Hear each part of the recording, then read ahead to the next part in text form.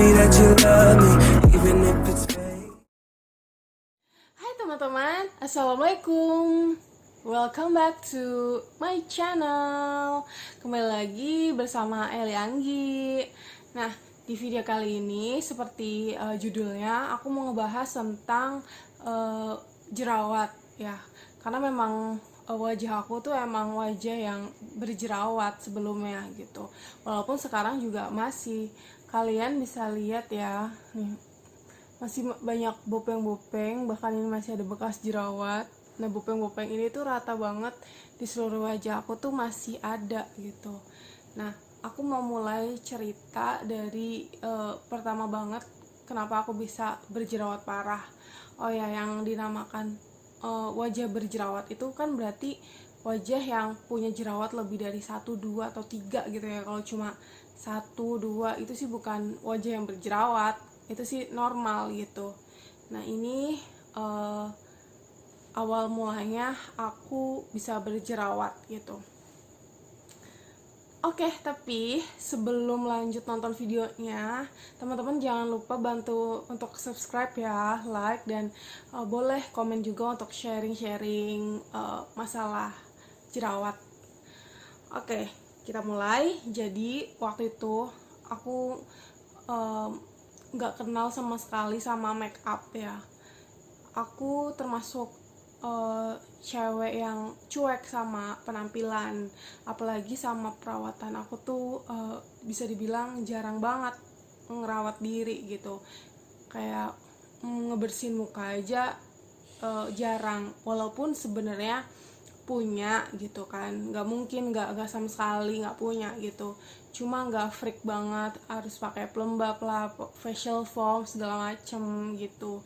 Bedak pun aku pun bedak sih tetap sih bedak gitu, cuma memang nggak sama sekali harus banget punya make up atau perawatan gitu. Dan dibilang sih aku rada tomboy gitu, benar-benar cuek sama penampilan. Nah, akhirnya saat aku kuliah semester 1 awal-awal kuliah gitu, aku ngeliat ada temen aku yang dia wajahnya lumayan bersih gitu ya. Dan dia itu melakukan perawatan wajah di suatu klinik di daerah Ciledug gitu. Aku nggak bisa sebutin nama kliniknya karena belum tentu klinik itu nggak bagus juga gitu ya. Mungkin aku lagi nggak cocok aja sama klinik itu, klinik kecantikan itu, karena ini pure pengalaman pribadi aku dan efek di aku gitu. Mungkin efek di setiap orang beda-beda gitu kan, jadi aku nggak mau nyebutin kliniknya. Yang pasti aku mau cerita gimana aku survive against the acne gitu. Terus aku coba tanya, kamu tuh di mana gitu kan, perawatan di mana, ngapain aja gitu.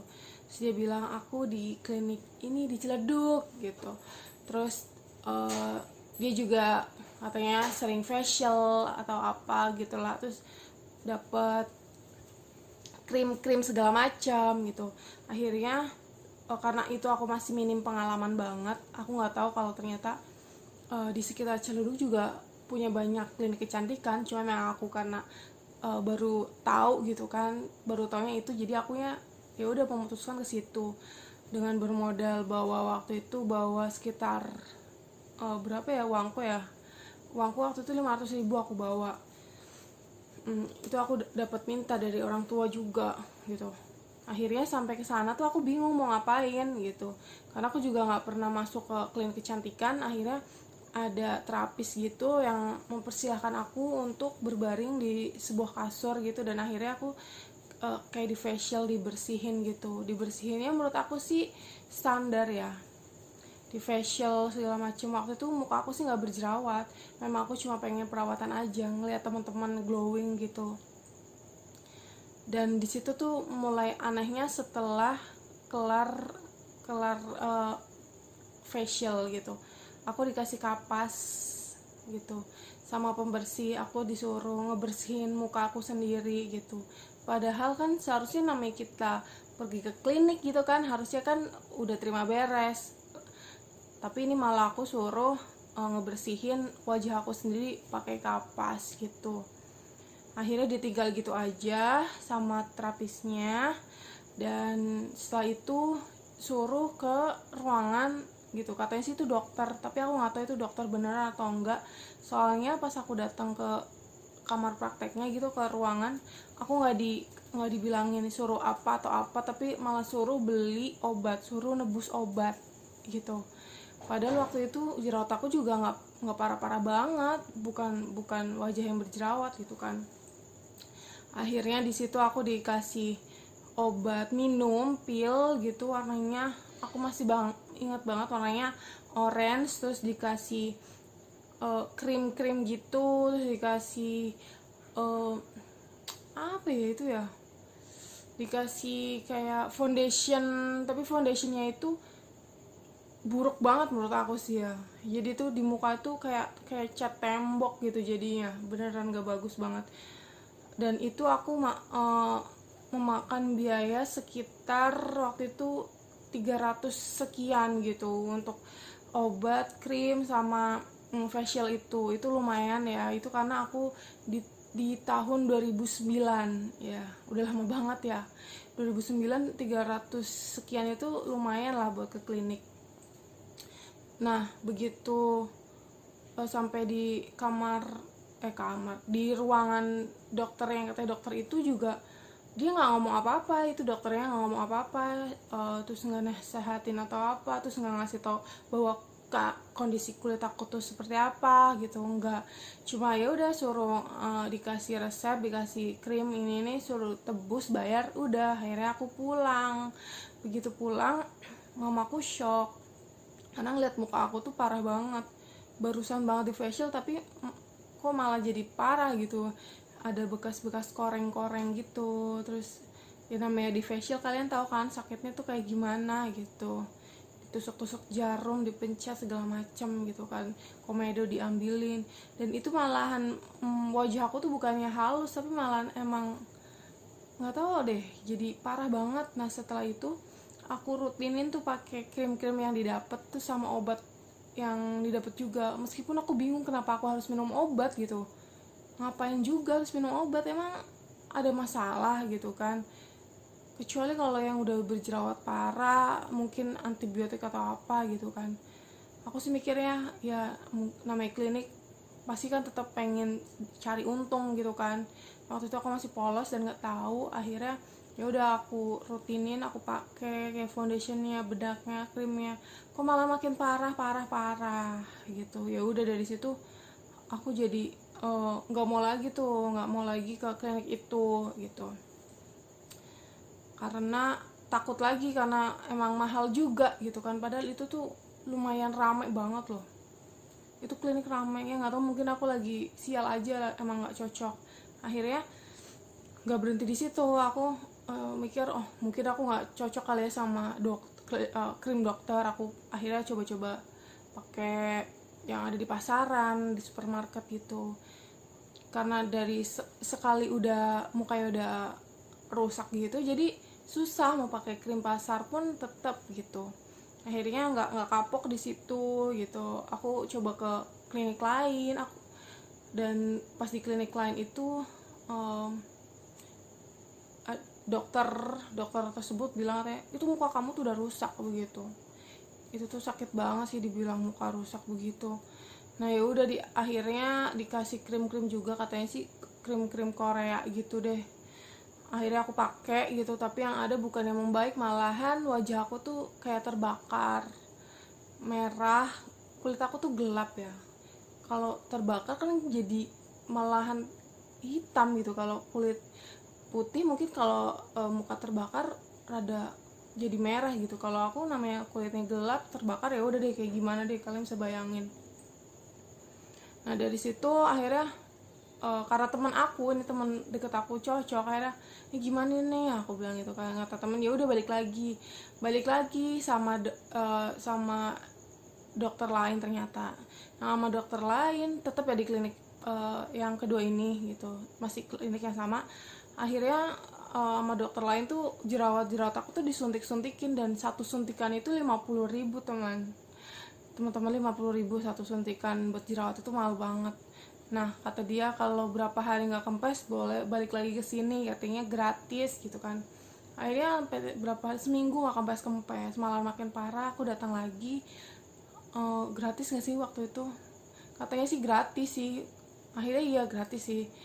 Nah akhirnya dikasih obat lagi, kasih krim lagi, beda lagi. Nah untuk krim sih bayar gitu. Aku mikir ini kayak muka aku tuh kayak jadi percobaan gitu loh, beneran deh, kayak krim ini nggak cocok, kayak dikasih krim lagi tapi kita tuh tetap harus bayar gitu.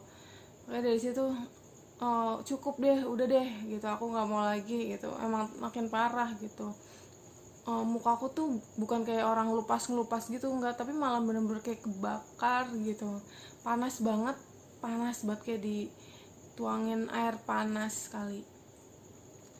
Nah sampai akhirnya aku juga nggak kapok tuh, aku masih terus pokoknya berjuang banget.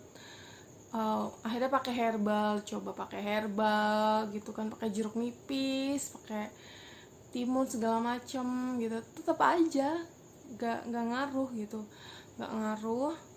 Akhirnya udah aku lulus kuliah, masih tetap berjerawat gitu kan, karena udah lulus kuliah, udah kerja lumayan, dapat gaji juga. Akhirnya aku coba ke klinik lagi, ke klinik ketiga ya. Ke klinik ketiga ini beda lagi, tetap di daerah Ciledug juga, karena aku domisilinya kan Ciledug gitu. Akhirnya sempet lama tuh, sampai setahun ada sama klinik ini. Karena dokternya juga enak gitu kan, karena yang layanin beneran dokter gitu, karena aku pernah ngeliat dia ada di TV gitu deh. Nah akhirnya dikasih krim segala macam, terus konsultasi juga enak gitu. Lumayan tuh, rada bagus tuh, lumayan pertama-tama gitu. Gak lama akhirnya itu kayak kebas gitu, wajahku tuh kayak kebas, kayak udah nggak cocok lagi gitu, nggak ampuh lagi itu krimnya. Akhirnya sama dokternya dinaikin tingkatannya gitu, tingkatan krimnya dinaikin gitu. Tetap aja ternyata tetap nggak ngaruh juga. Akhirnya si dokter itu nyaranin aku minum obat. Nah ini obat tuh parah banget. Obat ini namanya Rakuten. Dia bilang, kamu belum menikah kan? Gitu. Ya belum dok gitu. Tapi ini bahaya kalau yang belum menikah, karena obat ini bisa membuat rahim kering gitu. Jadi minyak itu benar-benar keserap dari dalam gitu. Ya nanti memang bakalan hilang 100% itu jerawat, tapi resikonya rahim kamu kering dan rada susah gitu nanti buat hamil katanya. Aduh, aku bilang enggak deh dok, jangan deh, aku nggak mau ambil resiko gitu, biarin pakai krim aja aku gitu kan. Iya ya udah, akhirnya dikasih dah krim gitu, krim yang lain dengan dosis yang lebih tinggi lagi gitu kan. Terus rajin facial juga gitu. Facial di situ memang sakit banget, tapi setelahnya tuh bersih gitu, halus gitu ya, meskipun ada bekas-bekas tapi memang treatmentnya bagus gitu, nggak kayak yang sebelumnya yang harus bersihin sendiri lah atau gimana, dokternya nggak komunikatif. Ini tuh klinik ketiga itu enak gitu. Cuma lama-kelamaan itu krim malahan kebas juga di muka aku juga lama-lama tuh kayak kebakar, terus nggak ada efek, jerawat tuh makin tetap banyak juga gitu. Akhirnya aku hopeless ya kan, aku pasrah. Akhirnya aku kembali lagi ke pengobatan yang biasa gitu. Terus ada yang bilang katanya pakai minyak VCO gitu buat berjerawat tuh katanya bagus. Aku cari info katanya banyak gitu yang berhasil. Akhirnya aku coba pakai VCO, aku oles-olesin gitu kan. Ternyata malahan makin parah, bukan jerawat aja yang nambah, minyak aku makin banyak banget gitu, sampai jerawat aku itu bolong-bolong, wajah aku tuh hampir kayak bolong gitu sama jerawatnya hitam, bernanah, berdarah, gede-gede gitu. Yang tadinya cuma di sini jadi di sini, teman-teman saya lihat kan. Ini mukanya parah banget. Akhirnya tanpa aku pikir panjang, aku terusin aja itu pakai VCO gitu, karena temen aku kan jualan VCO gitu, kata sih bisa buat jerawat gitu. Ya aku percaya aja gitu, karena aku udah hopeless sama obat-obatan dokter gitu. Tapi makin hari kok makin parah juga gitu. Aku tuh bingung, aku tuh sampai gimana sih gitu. Udah rasanya tuh panas ya kan, rasanya panas, gatel, gak nyaman banget itu muka. Apalagi aku masih kerja waktu itu kan, kadang suka malu sendiri gitu, malu banget sama kondisi wajah yang kayak gitu. Jangan kira loh orang berjerawat itu gak tersiksa. Orang berjerawat itu mentalnya kadang tersiksa gitu. Suka sedih kalau misalkan sama orang yang udah lama ketemu, terus ketemu, ih kok kamu sekarang jerawatan, ya dulu enggak gini gitu kan. Itu jerawat kenapa, itu muka apa gitu, pakai ini pakai itulah, ini itu gitu kan. Sampai setiap orang yang nasehatin aku tuh aku lakuin gitu. Sampai ada yang aneh banget, orang ngasih tahu suruh pakai apa, pakai upil. Aneh nggak mungkin lah, jerawat itu kan kotoran, masa ditaruhin kotoran, tambah kotor dong, makin parah dong gitu. Terus ada yang nyaranin pakai apa ya air kencing juga ada katanya gitu, yang aneh-aneh lah gitu. Tapi untungnya aku masih berpikir waras ya gitu, nggak sampai ngelakuin kayak gitu. Sampai akhirnya mamaku tuh prihatin ngelihat kondisi muka anaknya gitu. Dia mau marah gimana ya kan, anaknya lagi kesusahan juga sama kondisi wajahnya. Paling mamaku cuma bisa ngelus-ngelus aku gitu. Nah, sampai akhirnya mamaku itu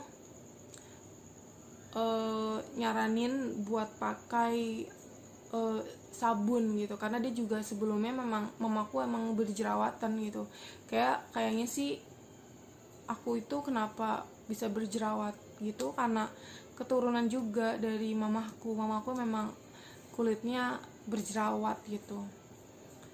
Akhirnya mamaku nyuruh pakai sabun ya kan. Nggak lama gitu, nggak ada perubahan sama sekali sih. Memang jerawatku tuh bandel banget gitu, bandel parah lah pokoknya. Jadi buat yang